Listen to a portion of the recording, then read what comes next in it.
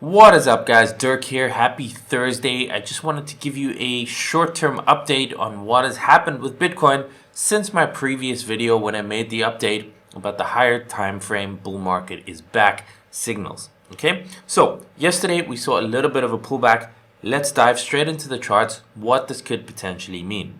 So you can see Bitcoin is still at 20,700. Yes, it was a little bit over 21,000 and it's pulled back a little bit, as you can see. So if you zoom out on the grand scale of things, we had this massive move over here since 16,000 all the way to 21,000 and we've pulled back a little bit. Now, I'm getting a lot of messages saying like, oh, this is a scam pump, it's going all the way back down, etc., etc. And of course, everything is possible, but we have to look at these possibilities. So what happened yesterday? So this is the 4-hourly chart of Bitcoin. And as you can see here, this is very, very interesting because yesterday there was a public announcement made that the DOJ to announce an international crypto enforcement action. So they made an announcement of something that sounds incredibly ominous, like, oh, maybe they're going to ban crypto or ban stable coins or whatever.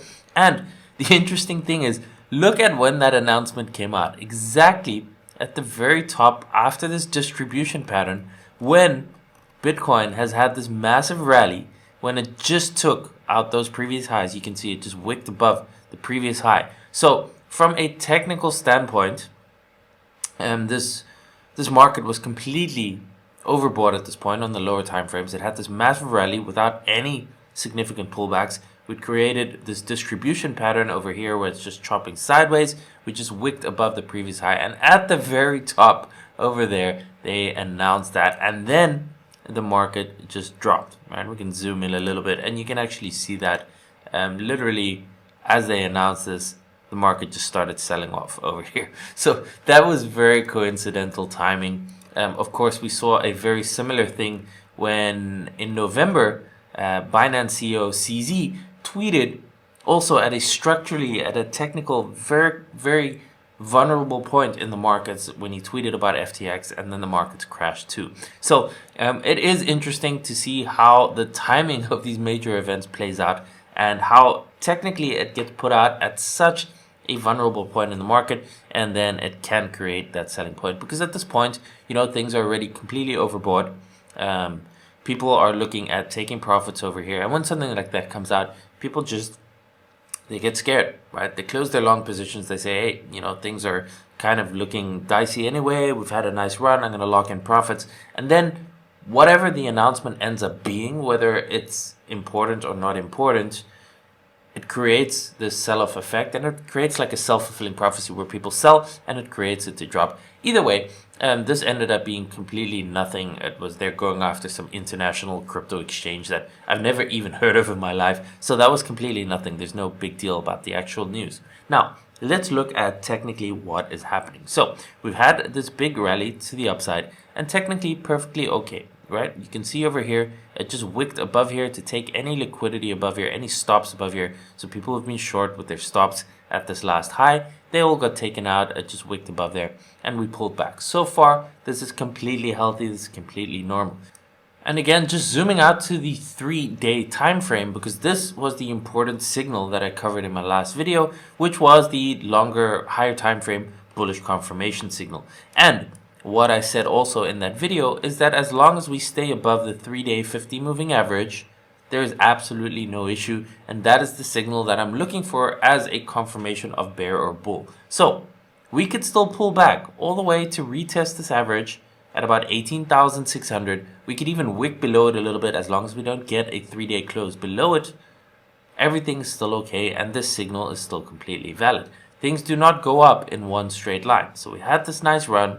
And even if we pull back here and we drop to 19 or 18.5 or maybe even 18,000 on a wick, as long as we don't close below this 3-day 50 moving average, we have still reclaimed it and the trend could still be up. Keep in mind, just like any bull market, you can look on the chart, you remember it yourself.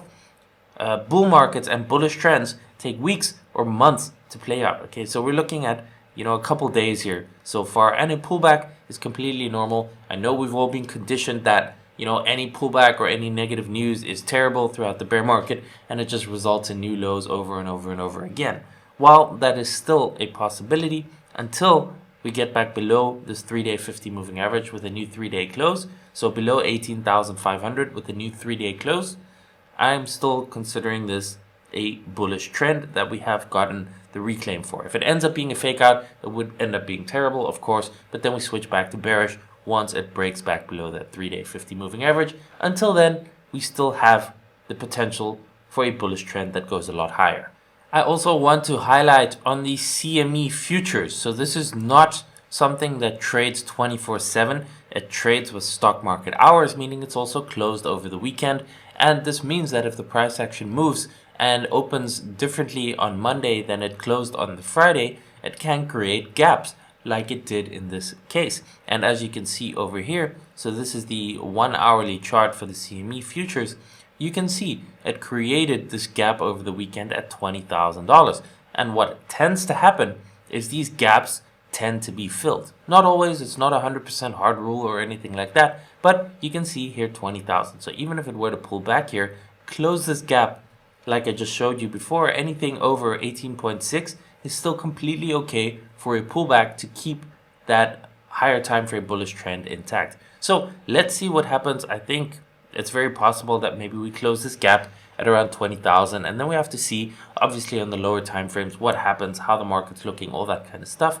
But so far, a pullback is still completely healthy in my opinion, and you just have to keep an eye on the charts as this develops to see, is this going to be a shorter term pullback that's going to continue back up, or does it end up breaking down and are we looking at a different scenario? And that obviously you can only see as time goes on and as as the charts reveal what is happening on the lower time frames.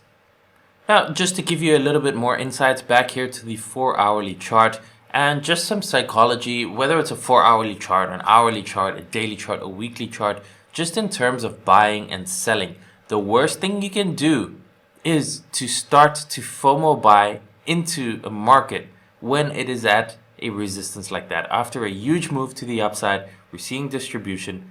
Most people get incredible FOMO around these levels. You'll probably see YouTubers start making videos like, hey, we're breaking to the upside, we're going up, up, up, up, up from here. And while it is always possible that we get that continuation, you can see what happens over here is a pullback is likely. And a lot of people start to FOMO back in at these higher levels. And this is exactly the same when you're looking on a daily or a weekly chart. It's the same thing. When Bitcoin was going to 50, 60, 65,000, that is when everyone got the extreme FOMO right at the top. They buy in and the market drops. Okay, and that's how the market works. You feel the most FOMO towards the very top of a move, and you feel the most fear towards the bottom of the move, right?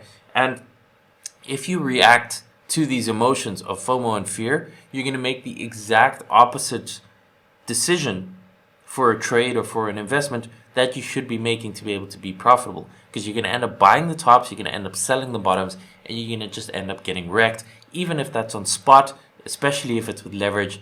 That's why most people lose, because they react to their emotions. So you need to have a strategy, you need to have a plan. If you do any sort of trading, you need to know why are you getting in, and you need to have a technical foundation, a strategy that does not rely on emotions. And if the setup is technically valid and you want to take a long or a short position, regardless of how you feel that day, if the setup is a proven setup that works over and over again, that is how you can be more profitable. So you can see this is completely expected. We got a wick above this level over here, the previous high. It got taken out and we got a bit of a pullback. Now we're going to have to wait and see how far does this actually pull back. It could just pull back over here. Zoom in a little bit. You can see over here it probably takes out this wick at least at about 20,000. Again, that's also the CME gap that I showed you. But even if it goes all the way back down here to the Fibonacci retracement, the golden pocket over here, it could wick into that just under 18,000. As long as we don't get a 3-day close below 18.6, we are still good. So even if it pulls all the way back down, wicks into this, and then comes back up to continue higher, that is still perfectly okay for the higher time frame trend, in my opinion.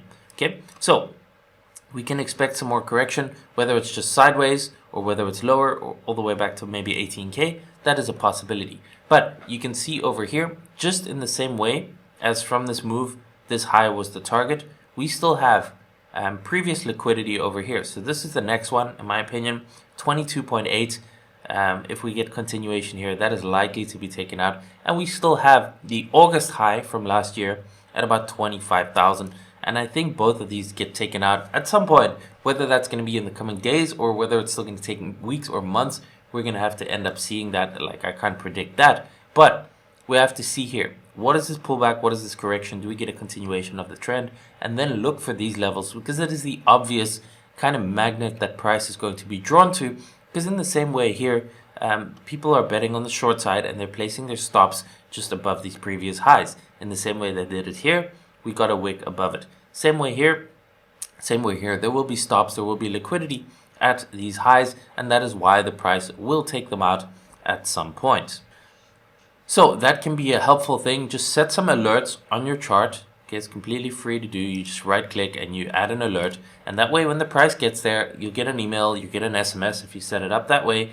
And that way you can know, okay, well, this is the previous high liquidity. And that could prevent you from making bad decisions and can help you make better decisions when the price gets there. Because if it does something similar, that by the time it gets there, it's showing signs of exhaustion, well, then you know not to FOMO long at that level when it's just, all it's done is take out the liquidity and pull back, just like here. Then you know, well, maybe I should be looking for a short at that point. If it just wicks up above that level, it shows a swing failure pattern or a deviation or something like that on the lower time frames, then you know, maybe you can take a short position and ride it all the way back down. Same thing over here at that 25K level. So make a note of those levels. And then, of course, if you want to do any sort of trading, maybe you already have a crypto trading account on an exchange. Personally, I like to use Bybit. They're good for spot and for leverage trading. You can sign up through the link in the description down below. If you use my referral link, you get up to $30,000 bonus for deposits. Obviously, there's terms and conditions there, but check it out. For me personally, they've been great. So that is it for this short-term update. And hopefully you learned something from this too, because this is just how these markets work over and over again. Whether that's a 4-hourly chart, this can be a daily chart, it can be a 5-minute chart. The movements of the market are the same. They work to take the liquidity, buy side, sell side liquidity, and it just is designed to take as much money from as many people as possible most of the time, right? It's designed to get people to FOMO in at the tops, and then it drops and they get liquidated or they lose their money. And then when it drops, it sucks people into short even more, and then it goes back up, and then it liquidates those people. And just most people, most of the time, lose most of their money in the markets because they don't study the markets, they don't study the charts, they don't understand how it works. So when you get a better understanding of how the markets work and how they move, you can start to do the opposite of what most people do, and you can actually start to make profitable decisions and, you know, be selling when other people are buying and losing money. You sell here, you short sell, you can make money. You buy at the bottoms when other people are selling. That is what you want to be doing, the opposite. And it usually does mean you have to go against your own emotions, because at this top here, you might actually feel FOMO. But if you know technically what is happening, that it's just here looking to wick above this high and take that liquidity, and you can see after such a move, there's distribution happening, there's a bearish divergence already, then you see the news come out like the DOJ, and you think, hey, okay, maybe it's time to take a short position, and you can take a calculated loss if you're wrong, whereas if you're right, your gains exceed your losses, right? So with trading, that's always something I look for, a 1 to 3 risk reward, meaning if you're wrong, you lose 1% of your trading account. If you're right, you make 3% of your trading account. And that way you can be wrong still 50% of the time and still make money. So if you enjoyed this video, please smash the like button, subscribe to the channel. And if you want to learn more from me and you want to learn how to read these charts, I have a complete technical analysis course in my VIP membership program. Second link in the description down below if you want to learn more about that. Have an awesome day. I will see you in the next video.